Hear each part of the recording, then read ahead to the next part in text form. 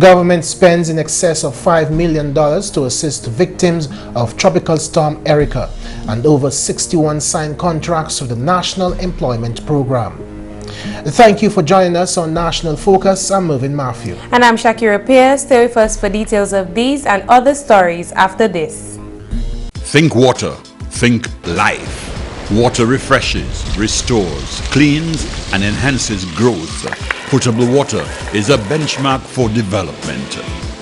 DOWASCO is serious about its mandate to ensure easy access to potable water island-wide and provide sewage services for a cleaner environment. DOWASCO is your water and sewage company. Thank you for staying with us. The Honorable Prime Minister Dr. Roosevelt Skerrit has responded to questions posed by residents of Petite-Savanne with respect to acquiring certificate of titles for land in Bellevue-Chopin, the area identified for the new community of Petite-Savanne. Honorable Dr. Skerrit assured residents that certificates of title will be awarded to all families when they enter their new homes. In respect to the home you will receive from the government on the new site, each of the families will get a certificate of title. So the house will be in your name personally, or husband and wife in some cases, but certainly in your name. So you could go to the bank and get a loan using the title to send your child to study or something. Honorable Skerrit emphasized that if one should receive a house in Bellevue-Chopin, there is no reason to return to Petite-Savanne. You cannot want to have a house in Bellevue-Chopin and have title in your hand, and then your house closed in Bellevue-Chopin and you're sleeping in Petite-Savanne.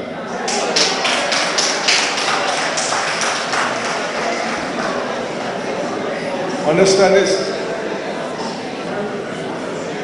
Because at the end of the day, my friends, by you accepting a house in Bellevue-Chopin, you accept the conditions that we have set in respect to the unsafetyness of Petite-Savanne. And therefore we have to work together. Prime Minister Skerrit was speaking at a meeting with displaced residents of Petite-Savanne on Monday. Government has spent in excess of $5 million to assist victims of Tropical Storm Erika.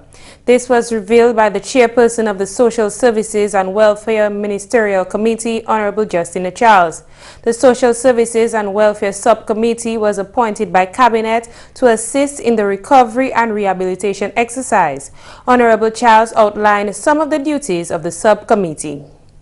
I must say our terms of reference included assessment of damaged personal effects to individuals and households as a result of the disaster, assess for support of displaced families, assess of support for subsistent farmers, assessment of homes for repair, determination of income support to affected and qualified individuals, and revision of the role of the National Employment Program as it relates to the recovery effort. The subcommittee collaborated with key stakeholders in the provision of psychosocial support to the people housed at the Grand Bay Community and Youth Centers, the Springfield Guest House, and private homes. Approximately 191 families were evacuated from Petite-Savanne after the passage of Tropical Storm Erika.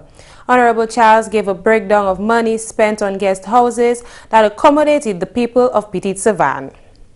We rented all of those buildings at an exorbitant cost, I would want to thank.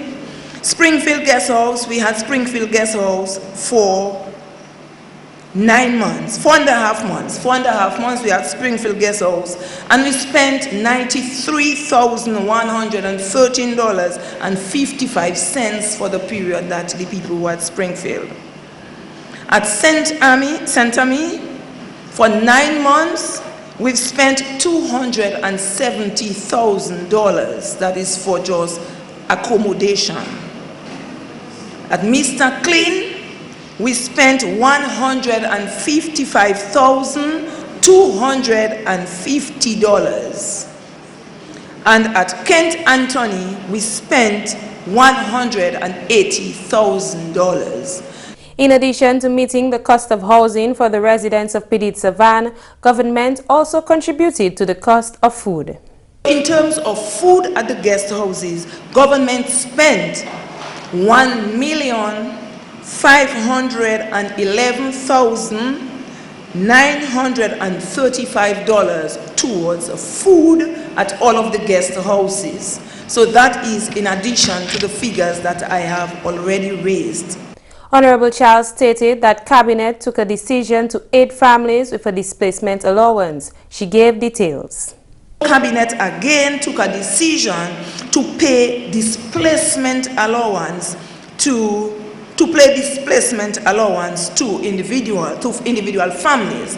And mark you, all of what I am saying, the head of the household is the person that is considered, and the head of the household has the responsibility to ensure that all the members benefit from whatever program that we initiate or we execute. So we decided that households with 1 to 3 members would get $350 monthly. Households where we had 4 to 6 members would get $600, and 7 and above would get $750 monthly. And that started in January to June.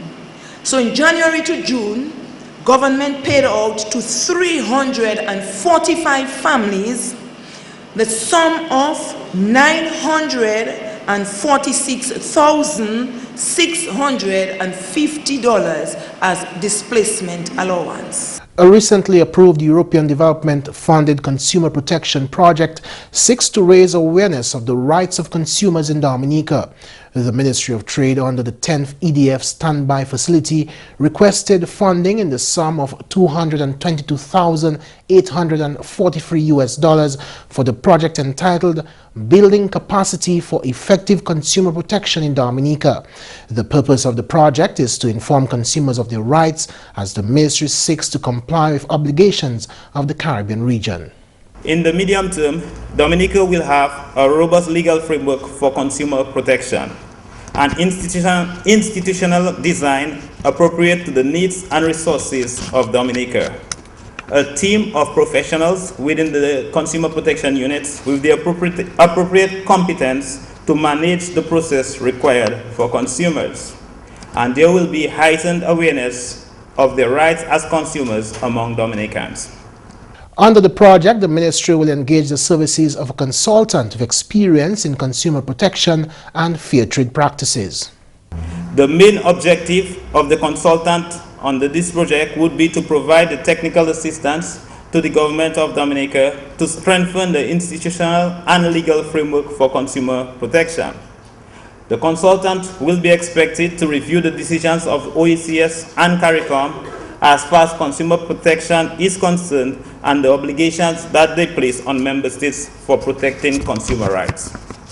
The consultant will also review the model legislation proposed by CARICOM and OECS for effecting consumer protection. The consultant will consult widely with government representatives, the private sector, labor movements, broader civil society representatives, including the non-state actors panel, in an effort to determine the orientation of representative stakeholders towards consumer protection and fair trading, the capacity of the respective stakeholders to contribute towards consumer protection, the capacity of existing institutions to provide support for consumer protection. The ministry is also expected to engage the services of a public communications consultant. This consultant is expected to raise awareness among various public and stakeholders in Dominica about the importance of consumer affairs and the impact on citizens' quality of life. In the end, the aim is to have improved general awareness of consumer rights and to ensure a legal framework within which to operate. This project is part of the formation of a draft consumer protection bill to be presented to Parliament. You're watching National Focus. More when we return.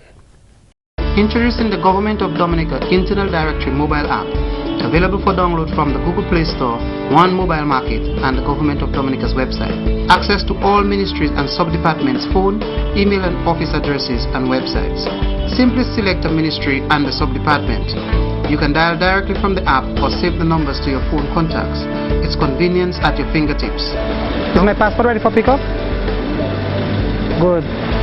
It really works. Download the Government of Dominica Internal Directory mobile app today. Welcome back. Residents from the Pitt-Savan constituency continue to receive the support they need to get back on their feet after the disruption caused by Tropical Storm Erika over the last year.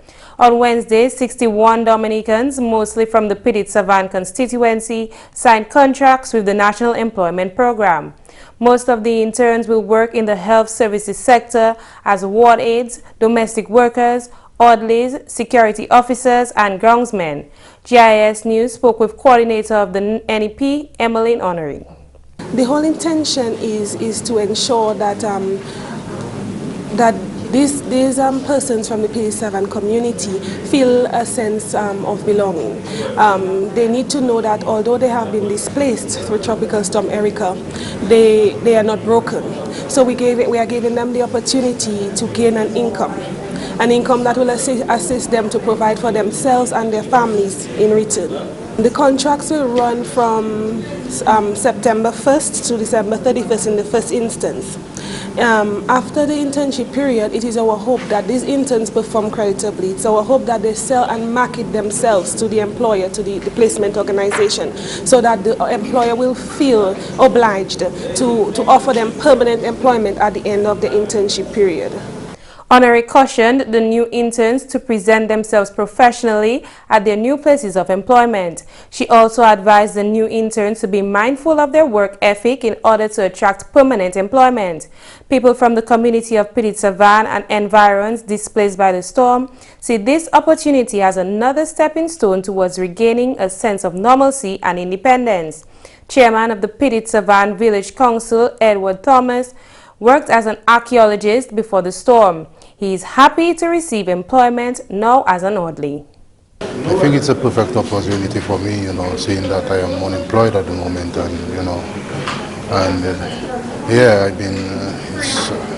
it's a good thing that this program came about, the NEP program, to employ young people, address the unemployment issue among our youths here. And it's a positive program, and I'm looking forward to doing my best. Recently, since after this storm has occurred, it's like things are on a low now, and so I am out of job now, and now that this program is getting me employed, I mean, I'm happy about it. These new and returning interns are also grateful for the opportunity. I'll be employed as a ward aide.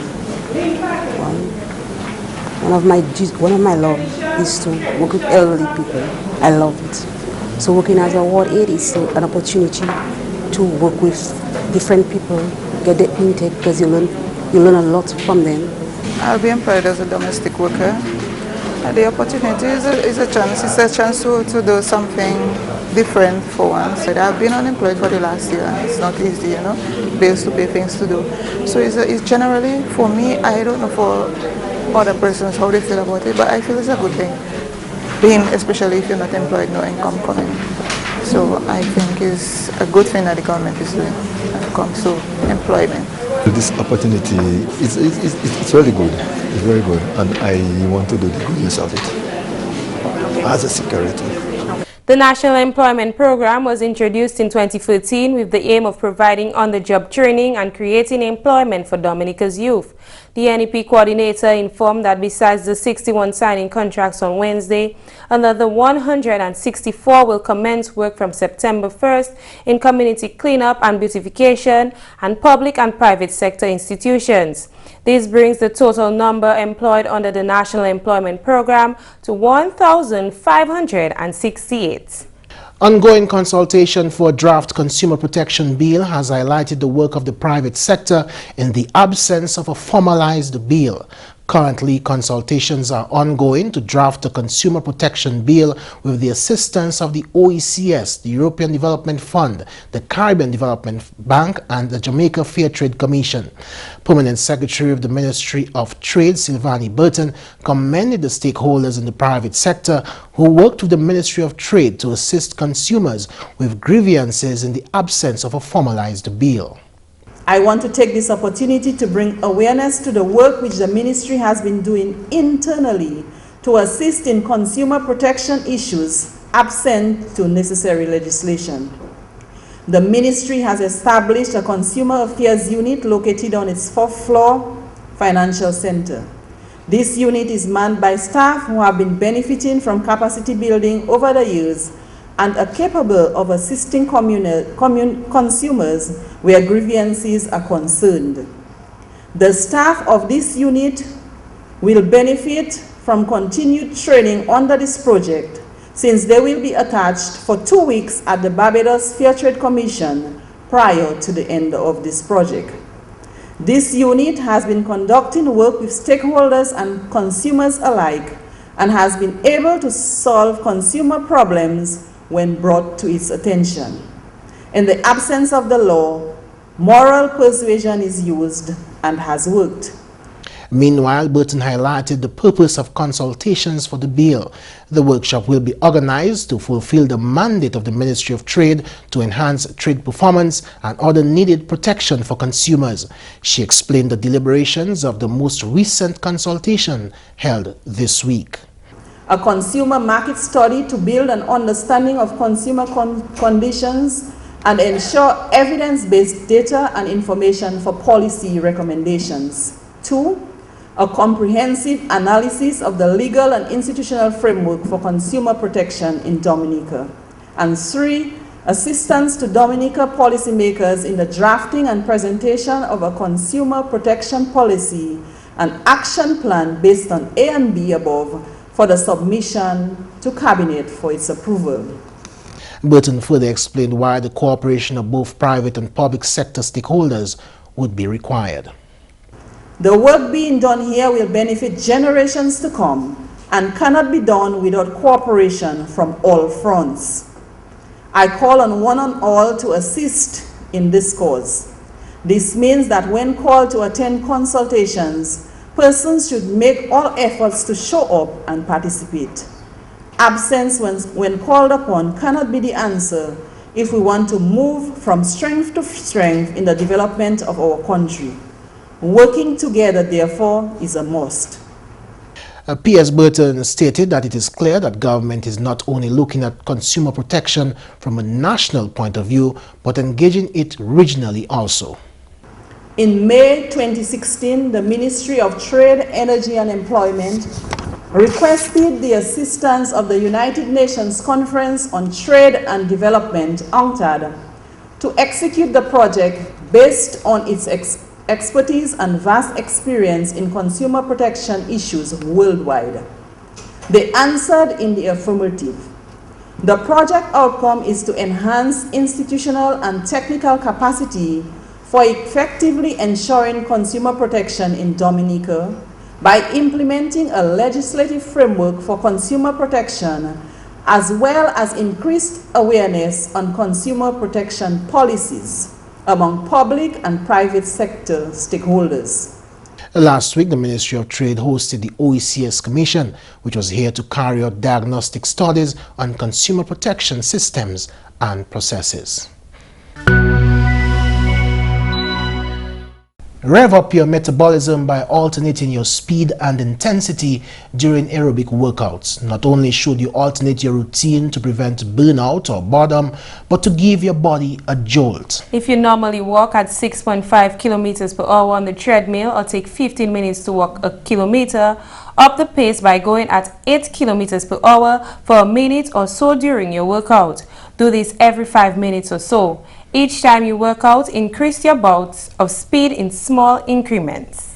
And that's all for this edition of National Focus. We always welcome your suggestions and comments. Drop us an email at gis@dominica.gov.dm or visit our website news.gov.dm.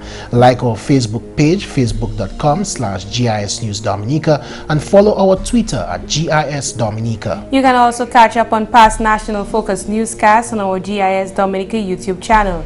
Live streaming is now available also on our YouTube channel 24 hours a day. From all of us here on the GIS News Production team, I'm Shaakira Pierre. And I'm Mervin. Thanks for watching, and join us again next time for National Focus.